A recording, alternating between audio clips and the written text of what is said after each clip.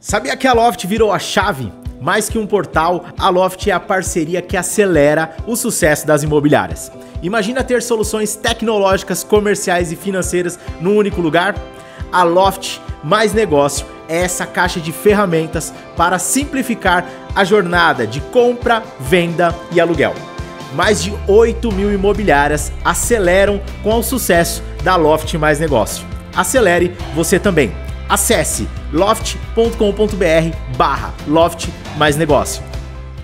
Fala galera, bem-vindo a mais um Água, Café ou Chopp Gelado, mais de 100 episódios no ar, hein, Anderson? Opa! Quem diria, hein, meu? Galera, partindo aqui, antes de mais nada, quero te pedir, corre lá, se inscreve no canal, ativa o sininho pra você receber tudo em primeira mão. Se tiver no Spotify, dá 5 estrelinhas pra dar essa moral pra gente. Muito conteúdo lá. São cases, vivências, experiências de pessoas anônimas, pessoas que estão na mídia, mas que trazem muito conteúdo para te ajudar aí no dia a dia. Antes de começar aqui, quero falar para você também aqui, ó, a chave da venda de imóveis. Acho que é a primeira vez que eu tô falando do meu livro aqui com mais de 100 episódios, Anderson. A chave da venda de imóveis, galera.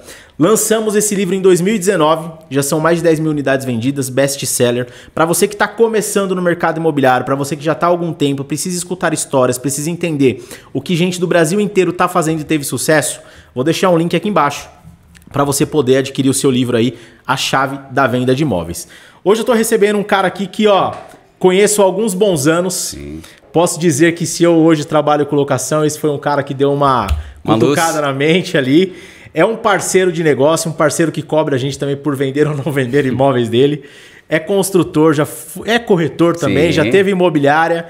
E eu tô trazendo aqui um grande amigo, parceiro de moto e tudo mais. Pô, é muita coisa. Heverson, prazer ter você aqui, cara. Eu que agradeço, cara. Prazer estar aqui com você. Tamo aí. Se apresenta pra nossa audiência. Quem que é o Heverson? O que o Heverson faz? Me chamo Heverson. Eu sou corretor. Eu brinco que eu sou o vovô, né? O corretor vovô, porque... o meu Cresce é 55 mil, olha aí. Então é de 98. Sou advogado também, inscrito na OAB São Paulo. Sou construtor, tive imobiliária por 10 anos e sou construtor há 18. Que legal. Passou por todos os pontos aí do mercado imobiliário, né? Sim. Hoje continua ainda no ponto do construtor, né? Então a gente tem muita coisa para compartilhar com essa galera aí, né? Um pouquinho. Aprendi um pouquinho já nesses 27 anos aí de mercado. Olha aí, quase a minha idade, hein? Para quem não acredita, é quase a minha idade. E Heverson, começando aqui, a pergunta que eu sempre faço, como que você chegou no mercado imobiliário, cara? Cara, eu chego no mercado imobiliário com uma tristeza familiar. Então eu tive um incidente familiar, o meu tio, né, que é casado com a minha tia, irmã da minha mãe, ele faleceu e ele era uma pessoa que já estava no mercado imobiliário há 14 anos. Então ele vem a óbito em 97 e eu fazia direito, eu estava no primeiro ano de direito já. Então ele morre ali no meio do ano. E a minha tia ficou perdida, porque era dona de casa, não sabia o que fazer e tal. E agora, como é que sustenta as meninas? Tinha uma filha de 8, uma de 4. E aí uma conversa lá em casa, tal, meu falecido pai ainda falou assim, pô, essa minha tia chama Elaine, né? Falou, Elaine, pô, o Heverson tá fazendo direito, você tá com a imobiliária fechada, por que vocês não se juntam e vão trabalhar junto? E aí a gente começou esse plano. Eu sem saber que era um contrato de locação na minha vida, cara. Você era um moleque, né? Moleque, sim. Literalmente eu caí de paraquedas no mercado. Acordei um dia e falei, agora eu sou dono de imobiliária. E aí? Tipo, então, a minha trajetória no imóvel, ela começa exatamente assim, cara. E aí eu vou trabalhar nessa imobiliária, né, do meu falecido tio, que já estava fechada. Tá. Porque ele morre, a imobiliária fica 60 dias fechada, até ver o que ia acontecer lá com a carteira de cliente, né, carteira de locação. Tudo. Aquela bagunça, né? Tava uma bagunça. E aí eu entro nesse mercado e aí tô até hoje, cara. Que é legal. assim que eu chego. E como que foi assim pra você? E algo muito engraçado, né? Você formado em Direito e a gente começa a olhar as imobiliárias um pouco mais tradicionais, pra não dizer antigas. Sim. E, cara, o dono da imobiliária, ele era o advogado, né? Sim. E hoje a gente tem uma mudança que você pega as imobiliárias que estão chegando agora, que dificilmente você vê um advogado como dono de imobiliária, os mais novos, mas você vê pessoas que estão mais atentas a uma era digital. Você tem essa percepção? Não, eu tenho, até porque você vê que o mercado, na verdade, na minha percepção hoje, eu vejo uma mudança nele, geral mesmo, de 2014 para cá. O que mudou? Então eu acho que o mercado, o mercado imobiliário, ele deixa de ser aquele teoricamente, corretor aposentado, sentado no banco da imobiliária, esperando cair um cliente lá. É o que eu brinco, que o cara aposentou, não quer ficar em casa com a esposa, ele vira corretor de imóvel. Mas você sabe que, dá até para entrar num gancho sobre isso, da minha percepção quando jovem e da minha percepção hoje como mais velho, maduro no mercado. Mas em 2014, esse lance dos portais, esse lance da tecnologia, do avanço da internet, da forma como se anunciar. Então, ele acaba com esse mercado de 2014 anterior, que era o mercado da placa, da faixa e do boca a boca. E do papelzinho na frente da imobiliária. Felipe, você só vendia imóvel assim. Então, você vendia imóvel como que era a metodologia de venda em 1997. Você pegava o seu carrinho e saía ali. Parava, batia a palminha. Tá vendendo? Posso trabalhar a venda? Posso colocar uma plaquinha? Aí você colocava a plaquinha, voltava, pegava o fichário preto. Não tinha foto, né? Não é que não tinha, já tinha, mas você vê que a cabeça da época as pessoas não faziam, cara. Porque você poderia fazer isso. Você poderia tirar a foto analógica, criar o book e o seu cliente chegar lá na imobiliária e você falar, ó, eu tenho esse imóvel aqui, ó, característica SS, olha o quanto você economizar. Seria inovador, né? Seria inovador. Mas não, mas por quê? Porque você aprende as coisas erradas.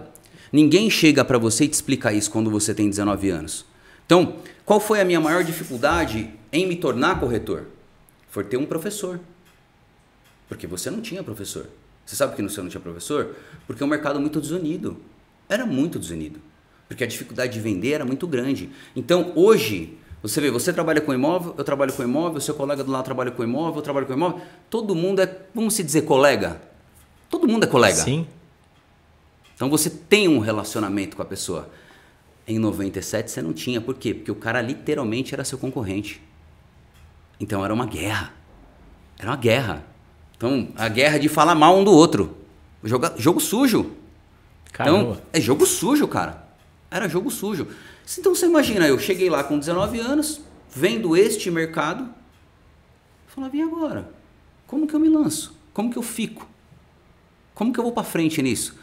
E por quê? Porque eu tinha 19 lidando com um cara de 40, 50, 60, tudo. E você já entrou com uma carteira de administração que a gente sabe que não é a melhor experiência do mercado, né? Sim, tem mais uma. E naquela época você não sabe, os aluguéis lá eram garantidos. Então eu não sei como que o meu falecido tio fazia na época, como que era o sistema dele Mas para você formar uma grande carteira nos anos 90, você precisava garantir o aluguel. Quem não garantia, por quê? Porque você tinha as imobiliárias da região, já de renome, que você... Ou seja, garantia de locação não é algo novo, né? Não. Então, ou você garantia, ou você não pegava o mercado. Porque o cara chegava e falava assim, mas você garantiu o aluguel? Garantiu o aluguel? Se eu não garantir, a imobiliária ali do seu colega ali garante. Aí você liga na imobiliária do colega e fala, como que funciona aí para eu deixar meu imóvel para alugar? Assim, assim, assado, nós garantimos o aluguel. Putz, e agora? Como que eu, com 19 anos, sem ter um gato para puxar pelo rabo, não se dizer, né? Perdão do palavreado. Como que você vai garantir alguma coisa? Você não garante nem você. Caramba. Então, foi difícil, cara. Foi difícil ficar, foi difícil se manter e foi difícil se consolidar no mercado. Mas aí você entrou para resolver problema. Entrei para resolver problema. Acharam o problema que possivelmente teria. Aí, na verdade, você quebra primeiro para depois você começar a subir. Mas a pergunta era, ainda você tinha que fazer a empresa crescer, né? Sim. Olhar para vendas, olhar para novos negócios. Como que foi isso? Então, na verdade, assim, eu acabei me escorando um pouco mais na minha experiência de padaria, porque o meu falecido pai tinha padaria. Então, eu trouxe o meu timbre comercial já de infância, de estar atrás de um balcão de padaria. Então, já saber que você precisa ter a comunicação, você precisa ir para cima, você precisa não correr daquilo. Sim. Beleza? E, ao mesmo tempo, tentar aprender como que eu ia fazer para ganhar dinheiro com aquilo. Então, e isso levou tempo. Então, assim, eu te falo que eu fiquei pastando uns 2 anos no mercado. Foi amargurante, assim. Deu vontade de desistir. Teve momentos, assim, que eu tive vontade, literalmente, de pular. Por quê? Porque eu falei, não, isso aqui não é para mim. Isso aqui não dá para mim. Mas por quê? Por conta da falta de capital. Então, você pensar que quando eu cheguei no mercado, um apartamento custava 18 mil, 32 mil, 24 mil. Então você vendia para ganhar 6% daquele dinheiro, aquilo não era nada. Mas não era proporcionalmente? Era proporcionalmente, mas a demora era muito grande.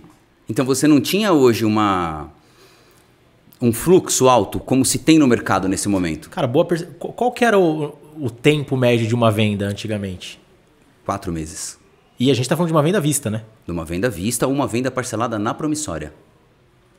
Era um outro mercado. Então, assim, totalmente. Então, assim, hoje pra mim, literalmente quando eu brinco que eu sou o vovô do Cresce, eu falo assim, pô, eu sou o vovô do Cresce, cara. Porque você vai conversar com a juventude de agora, com as pessoas que... Juventude que eu falo, isso não tem nada a ver com idade física. Uhum. Tô falando idade comercial.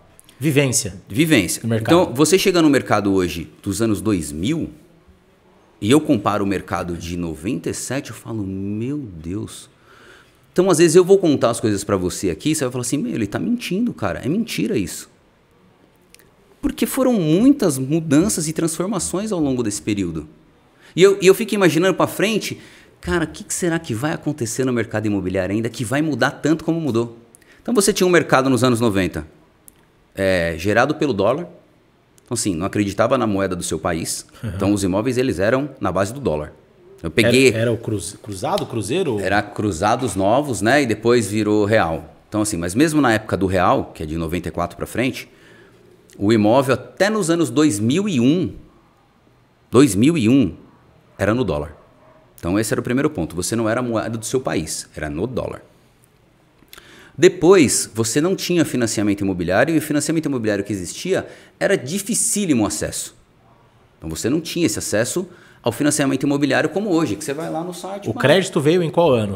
Na verdade, um crédito ele começa de uma forma melhor em 2002, com o primeiro plano de governo Minha Casa Minha Vida. Que o Minha Casa Minha Vida é 2009, né? Então, assim, mas a nomenclatura é 2009, mas existiu o benefício. Só que quando o governo atual, vamos se dizer, ele entra no mercado em 2002, que essa é a verdade, ele vai para esse mercado do financiamento imobiliário. Então, o financiamento imobiliário ele começa a melhorar com a mudança do país, naquele momento político.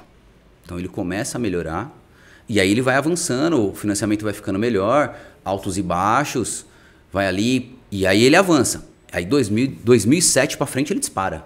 Aí o mercado dispara. Você vê que 2008 os Estados Unidos quebra no mercado imobiliário, teoricamente, quebra, né? Tem aquele momento difícil, readaptação, e o Brasil está surfando. Então, o Brasil no mercado imobiliário de 2008 até hoje, o Brasil só surfou. Passamos algumas dificuldades de financiamento, momento de venda, falta de crédito, tal, mas nada comparado ao que é de 2007 para trás.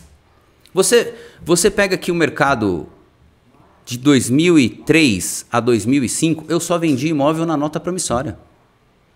Só na nota promissória. Porque os valores talvez eles eram outros. Sim, você pega um imóvel na Patriarca considerável bom, um terreno 5 por 30, você vendia ele a 35 mil. Então o cara dava um carro na época de 10 mil, sim, fazia 12 mil, parcelava em 500, 600 reais na promissória sem juros.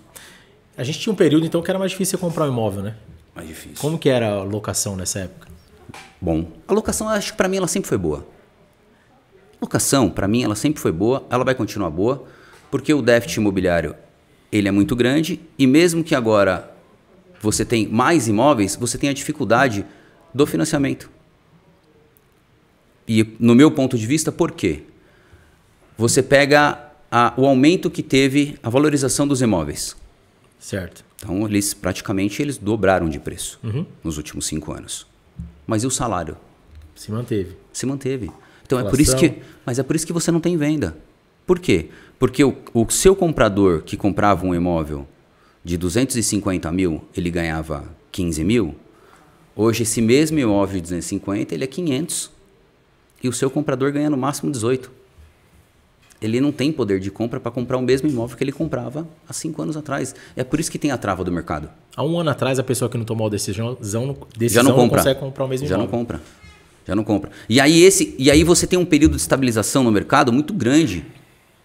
Que eu me recordo. Pô, se eu pegar assim, ó, de 99 a 2005, os preços eles ficaram praticamente estáveis.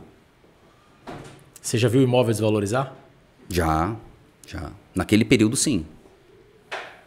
Por não ter comprador. Então, assim, o cara ele tem uma ideia de valor que ele vai conseguir, ele vai sustentando aquilo, sustentando, até a placa ficar amarela, velha, feia, e aí chega uma pessoa e fala, ó, eu dou X, o cara não aguenta mais, ele vende. Geralmente esses imóveis que não têm valor são imóveis de herança, né? Que a pessoa não O imóvel de herança, eu falo isso, e aí eu vou falar como advogado. O imóvel de herança não tem valor. Por quê? Os nossos pais, eles não treinam a gente para isso. A escola não treina a gente para isso. Para que você dê valor ao suor da conquista daquele imóvel. Então, geralmente, quando você chega nessa fase do inventário, 1, 2, 3 irmãos, um no meio do caminho sempre não se dá com o outro. É triste. Ou a partir deste momento começa a não se dar, né? É triste. E aí, este imóvel, ele perde o valor. Então, eu já vi este imóvel, que é um imóvel de preço razoável, bom, se tornar um preço extremamente maravilhoso. Por quê? Porque os irmãos, a família não se dá. E aí o imóvel vai às traças. Que é engraçado, mas é real. É real. Me diz uma coisa, e aí qual foi o momento aí que você saiu da parte da imobiliária? Como que foi essa experiência que você deixou de ser dono de imobiliária? Então, na verdade, quando eu começo em 2003 a me sentir um pouco mais seguro no mercado, olha, nós já estamos falando que eu estou no mercado já há 5 anos. Só que aí eu já tinha nome, as pessoas me conheciam. Tem um outro fator que eu era muito jovem. Então, o jovem, ele não inspira confiança. Isso é verdade. Cara, é triste falar desse jeito, mas é verdade. Mas é verdade. Então, assim, eu era jovem, então o jovem ele não inspira confiança. Eu não tinha muita condição financeira, então meu carro era muito simples ainda. Então eu andava num carro muito simples e o brasileiro, ele tem esse apego. Independente se o carro está quitado ou financiado. Ele tem esse apego visual. Ele tem, o brasileiro ele tem esse apego visual, cara. A gente fala que não, quer acreditar que não, mas até hoje é assim. Tem a nossa cultura. Até hoje é assim. Então, assim, eu não tinha um bom carro. Eu tinha um carro relativamente... É um carro que hoje é legal de ter, mas na época, cara, era vergonhoso. Que carro que você tinha? Um Fusca. Olha aí. Então, assim, é um carro que hoje é legal, cara. Tá na mão dos ricos. Virou brinquedo de rico? Nem sempre. Não, mas assim, é legal hoje, porque o carro antigo, depois a gente pode até fazer esse parâmetro, né? O carro antigo, ele deixou de ser o carro velho que fica na rua dando problema e ele passou a ser um network. Porque hoje, cara, um carro... É um meio de conhecer pessoas, outras... Então, mas não é isso. Um carro antigo hoje, um carro antigo bem restaurado, cara, é de 50 mil pra cima. Verdade. Então, o público já mudou o dono do carro. Sim. Beleza? Mas vamos voltar pra época. Eu não tinha idade, eu não tinha maturidade, então assim, comparado aos meus colegas de profissão, que você entrava nas... Porque assim, ó, hoje você tem uma imobiliária em cada esquina. Até 2005, 2006, você tinha 10 imobiliárias aqui na nossa região. Que você contava. Então não precisa falar nome, mas elas continuam? Algumas sim, outras não. Mas... Você tinha 10 imobiliárias. Então, o cara tava comigo, o cara tava com o vizinho, com o fulano, com o ciclano, com o beltrano. Hoje você tem, sei lá, cara, não sei nem precisar a quantidade de corretores aqui na região, mas vamos falar 10 mil corretores? Vamos falar em 10 mil corretores? Você tinha 80. Ah, você tá lá na... Vamos supor, vou te usar para não falar nome de ninguém. Vamos supor que você, DF Casa Imóveis, fosse o cara da vez. Eu ia falar, já sei, você tá comprando lá com o Felipe, né? Porque eu já sabia que aquele imóvel que eu tava negociando tava com a sua placa. Então, assim, ou tinha a minha placa, tinha a sua placa. Então, se ela tinha a sua placa, eu já sabia quem é que trabalhava aqui.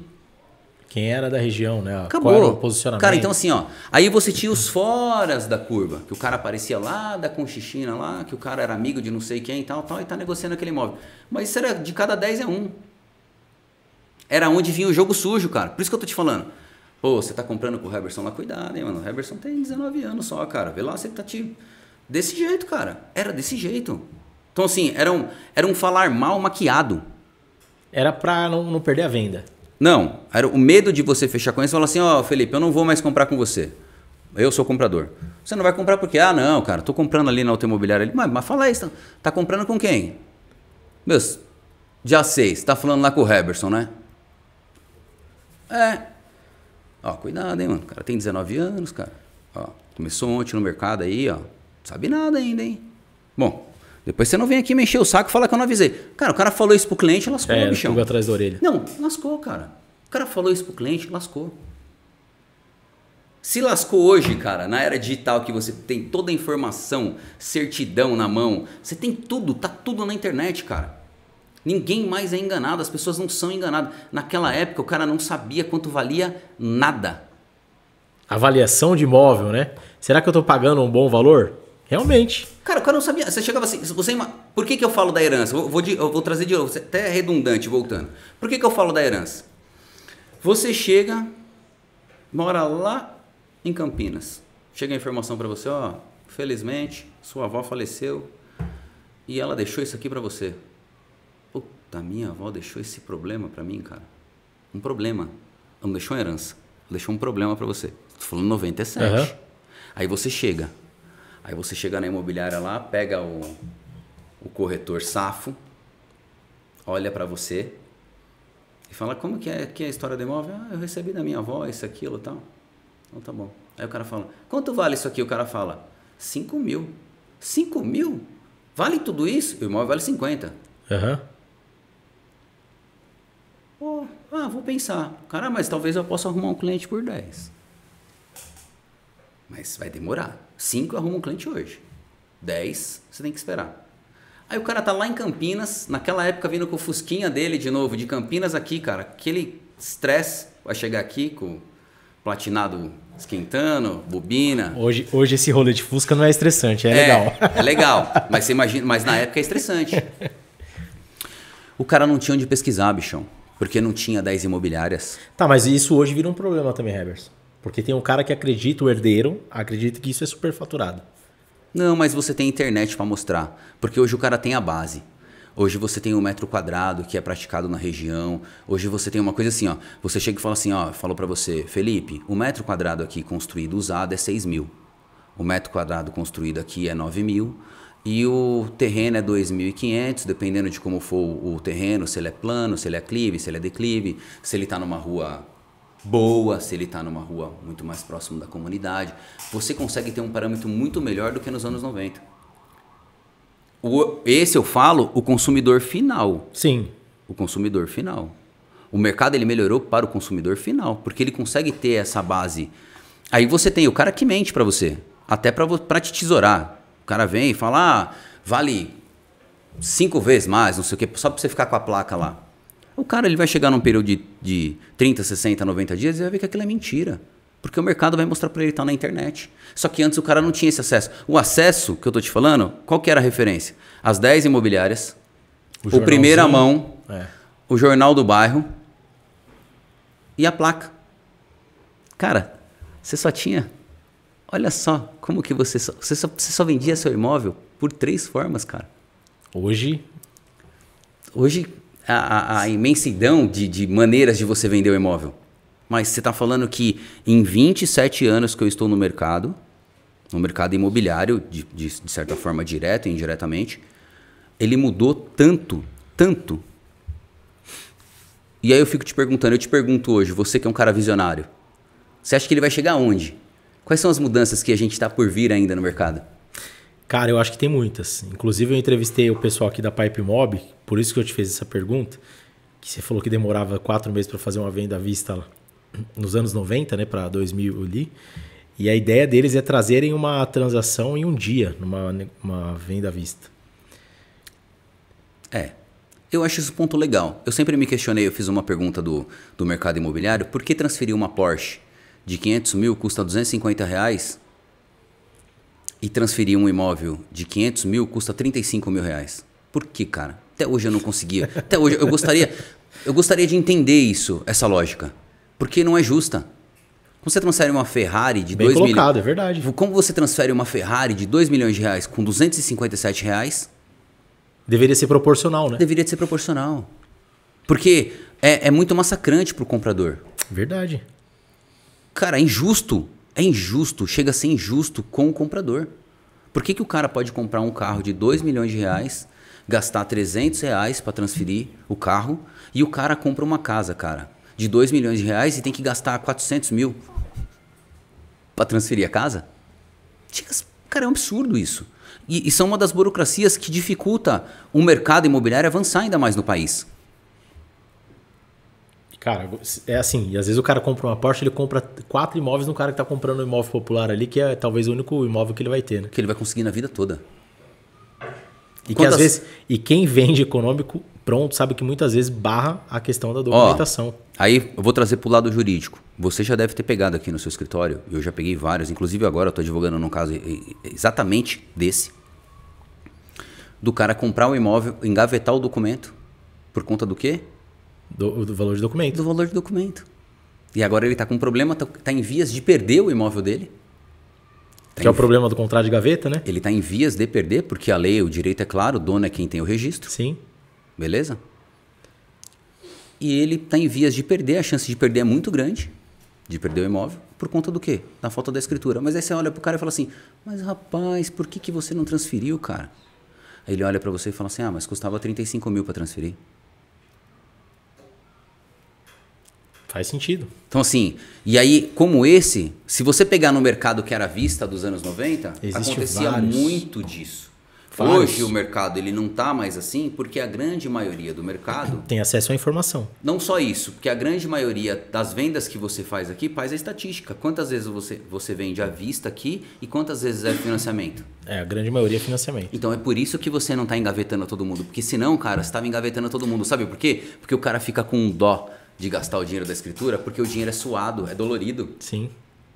O cara ganha 15 mil, ele tem que pagar uma escritura de 35 mil.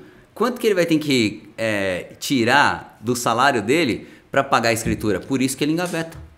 Cara, é muita gaveta no passado. Por isso que surge o refrão, contrato de gaveta. Porque o cara passava a vida toda com o imóvel na gaveta. E na hora de vender, ele achava que o contrato era escritura. Aí você fala assim, não, mas isso aqui... E quantas pessoas, quantos herdeiros não descobriram bens que ficaram por aí? Sim, muitos. Muitos. Você sabe que ficou... Você sabe que na era na era do Japão, que você é 10 anos mais novo que eu, mas você deve ter pego bastante isso. Muitas pessoas iam pro Japão. Sim, fazer a vida, né? Então, assim, o cara sai da pátria dele, vai lá porque no Japão tal, tem um emprego lá. O cara volta e fica mandando dinheiro de lá do Japão para cá. Sim. Compre imóvel, compre imóvel, compre imóvel, compre imóvel, compre imóvel, compre imóvel, compre imóvel. A grande maioria dos imóveis que foi vendido para essa galera, que era muito na época do Carrão. O Carrão é um bairro concentrado por muitos japoneses. Quem conhece ali a Vila Manchester, né? Eu tô falando esses nomes específicos porque são mercados que eu vivi e Itaquera também conheci. Tinha a colônia, sim, né? Sim, a colônia japonesa aqui em cima na era do aquário.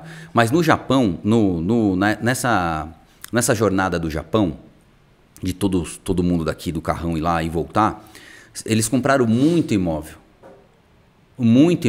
com contrato de gaveta. Mas muito, muito, muito. Só que o cara voltava, o japonês é o quê? Reservado. Sim.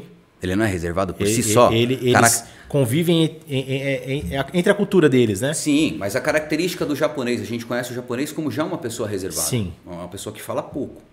Então você imagina o cara vindo comprando um imóvel, 2 imóveis, 3 imóveis, 4 imóveis, tudo na gaveta.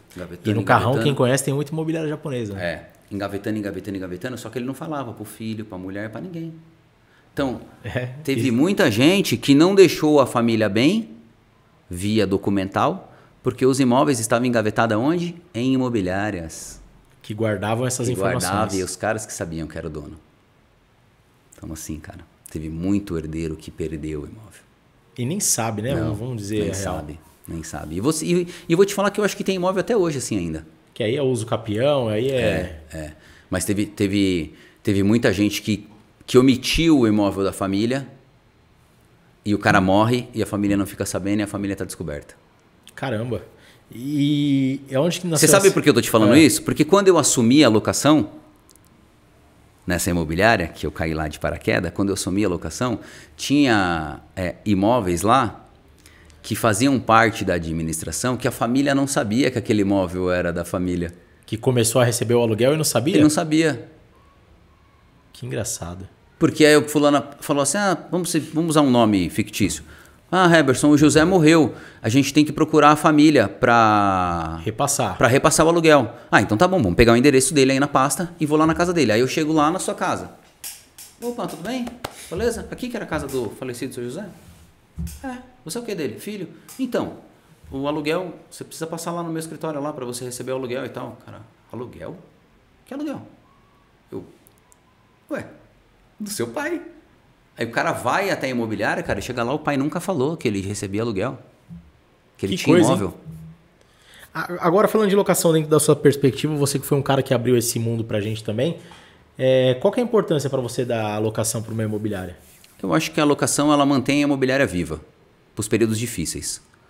É lógico que eu ainda tenho a percepção da minha época de imobiliária, que foi de 97 a 2008. Então, eu tenho a perspectiva de um mercado muito difícil. Então, eu precisava... Até porque não tinha crédito, né? Sim, então assim, ó.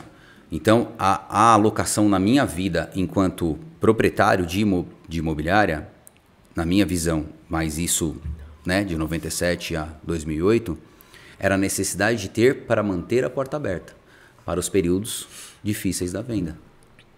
Mas hoje você tem uma outra perspectiva disso? Não, eu acho que a imobiliária ela é um mal necessário, até para que você tenha uma... A locação, né? A locação ela é um mal necessário porque você precisa de uma circulação muito grande dentro do seu escritório. Para quê? Para aumentar o seu... Número de vendas. Número de vendas. Então assim, a locação ela me trouxe muita venda. Porque geralmente o locatário, ele imagina que ele não pode ser comprador. Exato. Ainda, mesmo com toda essa informação, toda essa tecnologia do mercado, o cara, ele se acha incapaz de comprar o imóvel. E hoje é mais difícil você ser aprovado numa garantia do que num financiamento. Né? Você vê? Você vê que engraçado? Então, mas eu acho um mercado bem difícil de trabalhar. Se o cara não for organizado, se o cara não for tolerante. Então, assim, porque você precisa tolerar coisas, cara, que sangue frio, né? Ela tem que descontar em você. É. Que você não tem culpa. Então, ela vai descontar em quem? Em você. Então, assim, a imobiliária só é boa para o locador. O locador só considera a sua imobiliária boa até o dia que o aluguel estiver em dia. Então, Felipe é 10, tá, meu corretor. E se o cara entrega o imóvel nas condições legais também. Então, assim, você tem que estar a pulso de todos os passos que tem a locação. Você tem que ter o sangue para aguentar isso, porque é difícil. Eu entrevistei a Raquel Braga, ela dá muito a consultoria para locação, e ela tem uma analogia que ela fala que a locação é como um relacionamento novo, né? Quando o inquilino ele entra, ele aposta tudo naquele novo relacionamento. Sim. Só que quando ele sai, ele não quer deixar o ex pronto e bonito pro próximo. Não. Então ele entrega de qualquer jeito. Então, mas aí é onde que você ganha e você se sobressai no mercado. Que são coisas que eu fiz na época e foi sucesso pra caramba, deu muito certo, cara. Então naquela época eu cheguei a ter 2 pintores que trabalhavam exclusivamente para mim. Mão de obra, manutenção. Mão de obra. Então eu cheguei naquela época fazer conta, como que eu faria para manter você lá?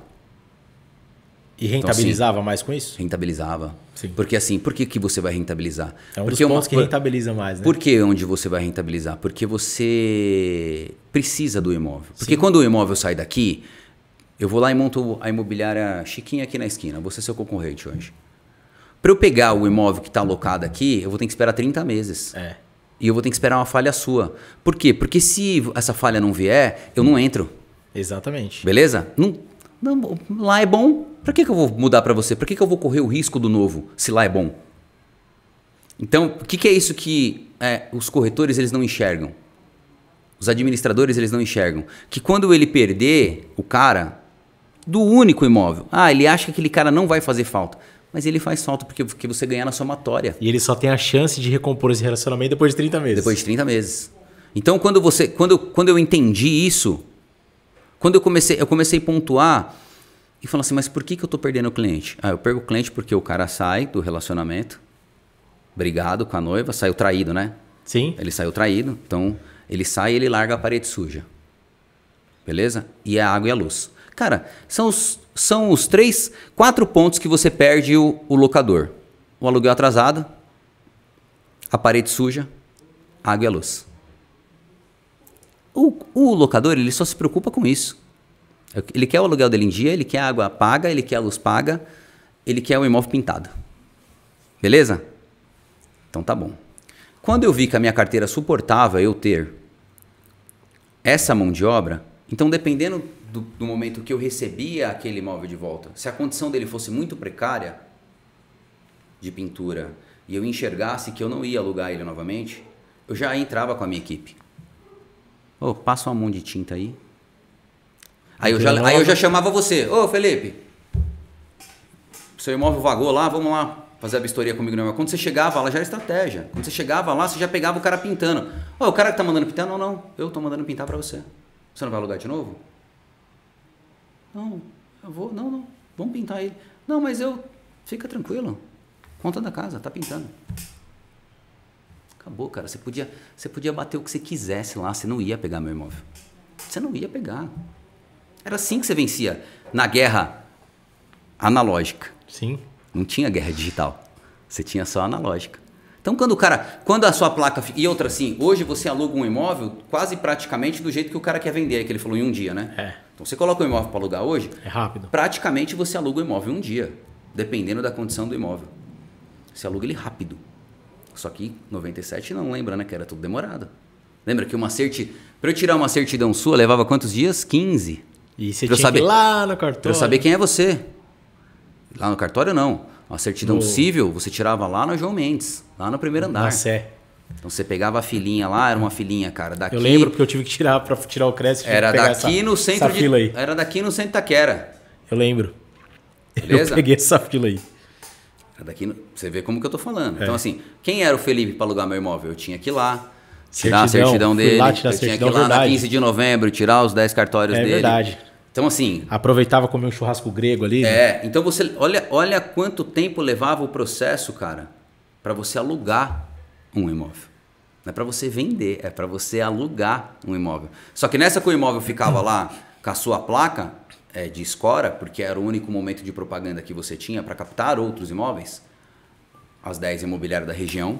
Chinelando atrás. Ficava em cima. Ô, vamos comigo, eu já tenho um cara para alugar, muda amanhã.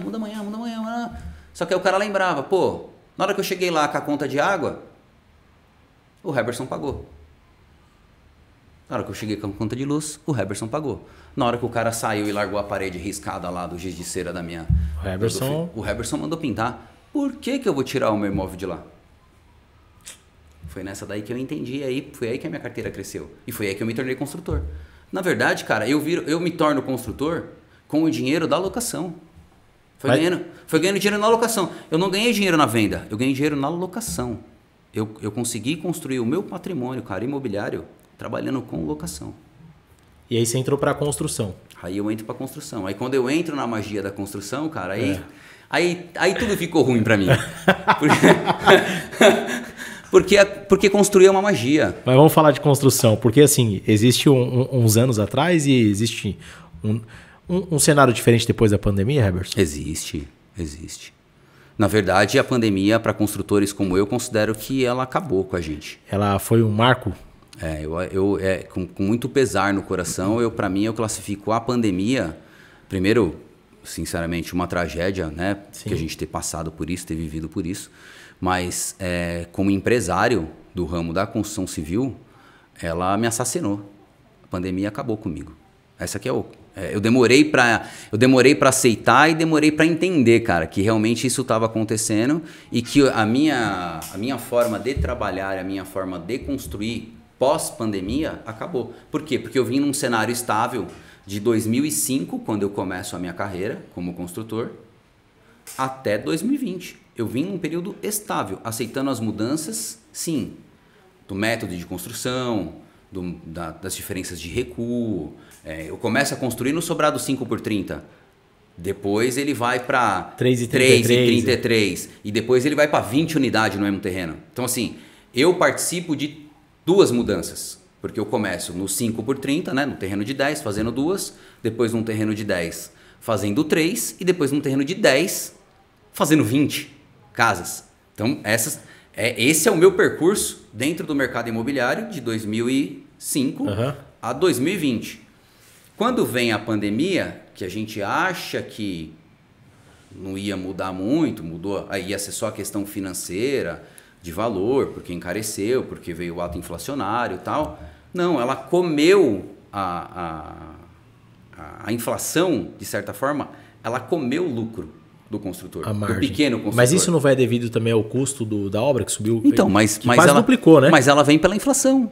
Mas a inflação ela foi causada pelo quê? Pela pandemia. Porque se a gente não tivesse tido a pandemia, o mercado ele estaria vindo na mesma toadinha, subindo aquela margezinha de um ano para o outro, subindo aquela margezinha de um ano para o outro e tal, praticamente ele estaria estável da mesma forma. Sim. Mas quando ele vem, ele dá essa explosão, essa falta de mercadoria, esse boom no mercado, o nosso mercado, que é o meu mercado da construção da região, ele não acompanha. Porque se eu tiver que aplicar o lucro justo, que eu vou chamar de lucro justo hoje, dentro do que eu tinha, nunca mais eu vou vender um imóvel. Porque essa que é a verdade. Se eu for trabalhar a mesma margem, e eu vou te falar que não é muito não, tá? É uma margem de 40%. É uma margem, você tem uma margem de 40% a 15 anos. Você vem com uma margem de 15 anos ali, 40, 55, 35, errou um pouquinho mais, acertou um pouquinho mais, ganhou um pouquinho mais. Tá? Mas assim, qual é a margem que eu estou trabalhando para você? É a margem, recolhimento tudo, pagando os impostos e tal. Então assim, não é a margem que o cara fala assim, eu ganhei 80%. Ele esquece que depois ele tem que pagar o imposto de renda, comeu tudo. Sim, lucro imobiliário, comissão. Então assim, ele enxerga, o cara fala, não, mas eu ganhei 80%. Mas você esqueceu de diminuir a comissão, você esqueceu de diminuir o imposto de renda. Ah, é. Então, na verdade, você ganhou 40%. Beleza? Ah, é verdade. Então assim, você imagina se eu, com todo esse reajuste que teve o mercado, da matéria-prima, do terreno também, que é considerado a matéria-prima, e você aplicar isso hoje, nos custos que estão, o meu sobrado, que eu vendi até 2020 por 450 mil, e você chegou a vender alguns deles, os que eu vendi um pouco mais popular, 350, 370, esse popular hoje, cara, virou 650. E quem é o comprador dele? É o mesmo de 2020. O cara consegue comprar? Não. Aí ele vai para locação. Aí fomenta o mercado da locação. Porque ele deixou de ser comprador. Ele não consegue comprar, mas ele vai comprar. Ah, você fala, mas por que, Heberson? Por que ele não vai comprar? Porque ele não quer? Não, porque ele não pode. Porque ele queria, mas ele não consegue pagar. Então, e aí eu vou ter que aumentar ainda mais. Eu vou vender para quem? E aí eu já estou passando por isso. Então é um mercado que eu enxergo que para mim, que não sou construtor de prédio, né, do vertical aí, das 20, 30 lajes, o mercado das 2 lajes, que é o meu mercado, cara, esse mercado aí, infelizmente, ele tende a reduzir muito. Eu não digo acabar, mas reduzir ele vai bastante. A quem está à disposição de continuar fazendo, né? Eu acho que, sabe quem vai continuar fazendo? Aquele cara que se tornou construtor, mas ele é o pedreiro. O empreiteiro. O empreiteiro. Esse cara, talvez ele continue no mercado. E aí é por conta da mão de obra, você disse? Sim. Porque ele economiza nisso? Sim. E aí você entende que o percentual maior vem dele... Porque hoje, mesmo o meu empreiteiro não sabendo, ele é meu sócio. Uhum. Ele não enxerga dessa forma. Sim. O empreiteiro, ele não enxerga, mas ele é o meu sócio. Ele não, se eu sentar com ele aqui hoje, ele vai falar, não, tá me enganando, é mentira. Cara, ele ganha praticamente o mesmo que eu. Só que ele não tem que pensar, risco. Ele não tem que vender, ele não tem que aplicar grana, ele não tem que dar garantia, ele fecha a obra, ele entrega a chave para mim e vai embora. Eu não, a pessoa fica 5 anos me ligando porque ele acordou ou ele tomou umas a mais e a tomada ali tá um pouco torta. O cara liga para mim, velho. O cara liga para mim. E no outro dia ele vê que tá retinho e... Senhor Heberson, a tomada tá torta. O cara liga para mim porque o vizinho tá fazendo barulho. Ô, o vizinho aqui tá fazendo barulho, você não viu isso? O cara liga para mim, essa vai ser a melhor. O cara liga para mim e fala assim, ó, eu comprei uma Hilux e tá muito apertada a garagem. Você vai fazer o que para mudar agora isso? Parece piada. Não, né? Parece piada, mas, cara, eu enfrento essas coisas no meu dia a dia. São coisas que as pessoas nem imaginam que acontece. Mas acontece. Porque a pessoa só enxerga o que eu posto no Instagram, né? Que é a volta de moto. É a foto. Que é a foto da praia. Tal. Então, rico, milionário. O cara só vê a maré boa. O cara não vê a onda vindo. E a onda é isso que você enfrenta. O consumidor que está a cada dia pior. Porque ele acha que o problema da vida dele é você. Foi ele ter feito um negócio com você. Então, assim, ele tá de mal com a mulher, ele liga e briga comigo. Ele foi mandado embora, ele liga e briga comigo. Aí ele fica procurando defeito na casa dele. É assim. Hoje é até um problema se colocar uma jardinagem, né? Para isso depois se torna um problema para o construtor também. Se torna um problema. Se torna um problema. Você sabe que eu estava debatendo com um amigo esses dias e ele me ligou até para me consultar como advogado. Olha só que engraçado. E ele falou do cenário do box. Ele fez o imóvel e ele colocou o box. Uhum. O box é o quê? É um acessório. Sim, é um brinco ali, não? É um acessório. Ele é um acessório, ele não faz parte da construção, ele é um acessório. O cara colocou um acessório no imóvel, como você coloca lá o pendurador de toalha. É um acessório. E aí o box, a funcionária lá que foi limpar a casa e tal, caiu com a escada e quebrou o box.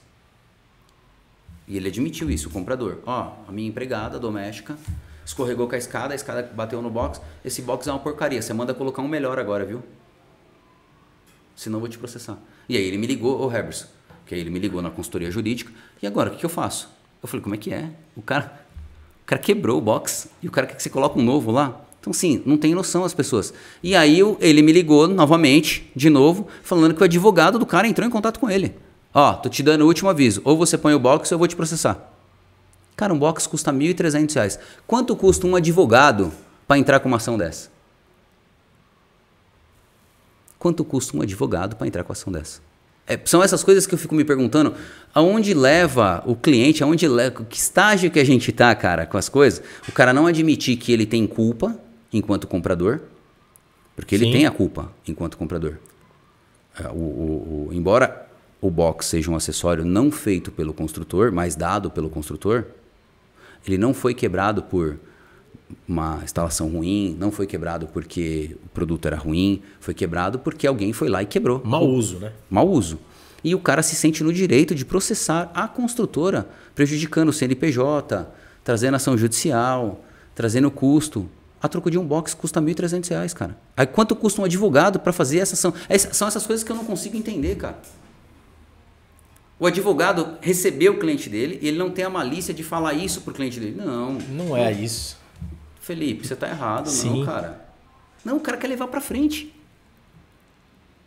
Então as pessoas elas estão perdendo a noção do que o que cabe à responsabilidade de cada um, tornando o mercado mais difícil ainda de trabalhar. Cara, agora você falou o panorama do mercado lá dos anos 90, essas mudanças, você me perguntou o que eu acho pro mercado futuro. E você, o que você acha pro mercado futuro? Eu acho que o mercado futuro, cara, ele vai ter que melhorar muito com relação ainda ao crédito. Acho que a gente tem um problema social muito grande. Mas melhorar, se diz questão de taxa, facilidade? Taxa, facilidade. Porque senão o mercado ele fica o nosso travado. Crédito é caro, né? Realmente eu acho que para o comprador, pensando como comprador, é muito injusto ainda você pagar 200 mil no imóvel hoje, a preço de hoje, e ele financiado, mesmo que seja num período de 20, 30 anos, ele custar 900. Sim. É uma desproporção muito grande ainda. Então eu acho que o mercado ele vai ter que mudar muito nesse quesito ainda de crédito, de ter a facilidade da pessoa ter esse acesso, porque senão a gente vai ficar patinando a vida toda. E olhando agora para o mercado de construção, o que você sente dos próximos anos para quem a gente chama aqui o construtor menor, né? O construtor com poucas unidades. O que você entende o mercado para esse Eu acho que o construtor que eu me classifico como ele, que é o construtor pequeno, eu acho que esse construtor ele tende a sair do mercado literalmente. Eu acho que as grandes construtoras e os imóveis eles verticais, eles literalmente eles vão engolir os construtores de sobradinhos, os construtores de condomínios pequenos, por conta da rentabilidade.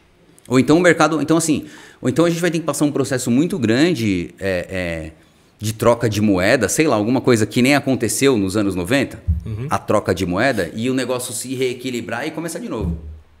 Porque se ele se manter como estamos agora, para o construtor de médio e pequeno porte, acabou. Até porque hoje o desafio de achar terreno é gigantesco. Né? E terreno com qualquer pé de feijão plantado já vira uma dificuldade, né, Herberson? Você tem esse outro problema ambiental, né?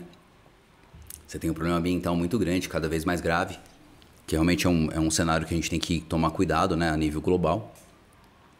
Mas aí você tem empecilhos para você construir naquele imóvel.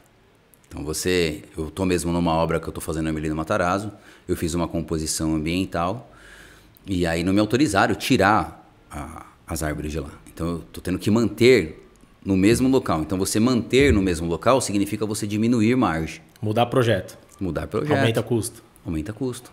E aí você repassa como? Então Trazendo um cenário, números hoje. Você pega hoje, você não tira, você não remove 2 árvores em terrenos hoje.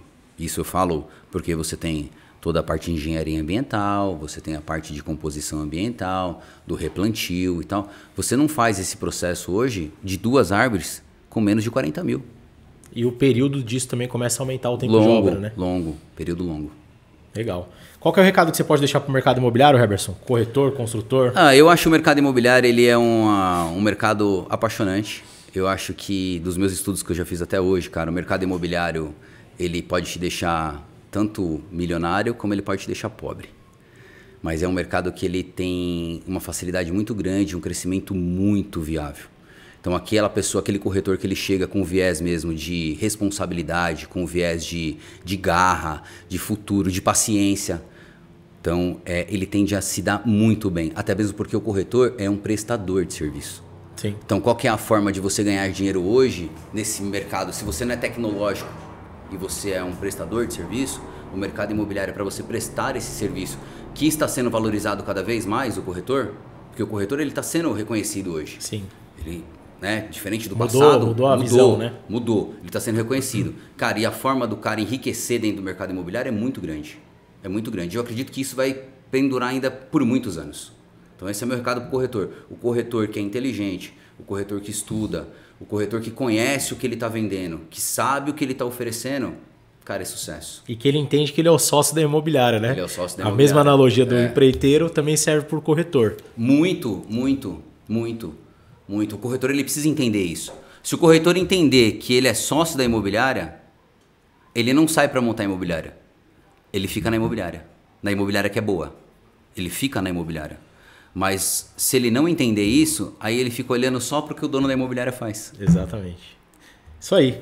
Para você, água, café ou chopp gelado? Para mim, eu vou de água. Tô numa fase mais forma física. Nem parece um harleiro de verdade. É isso aí, galera. Mais um episódio no ar. Água, café ou chopp gelado, porque falar de imóvel não precisa ser algo chato. Corre lá, se inscreve no nosso canal, ativa o sininho para receber tudo em primeira mão. Valeu e até a próxima. A Loft virou a chave e agora é mais que um portal. A Loft é a parceria para fazer sua imobiliária acelerar. Conheça as soluções da Loft Mais Negócio em loft.com.br/Loft Mais Negócio.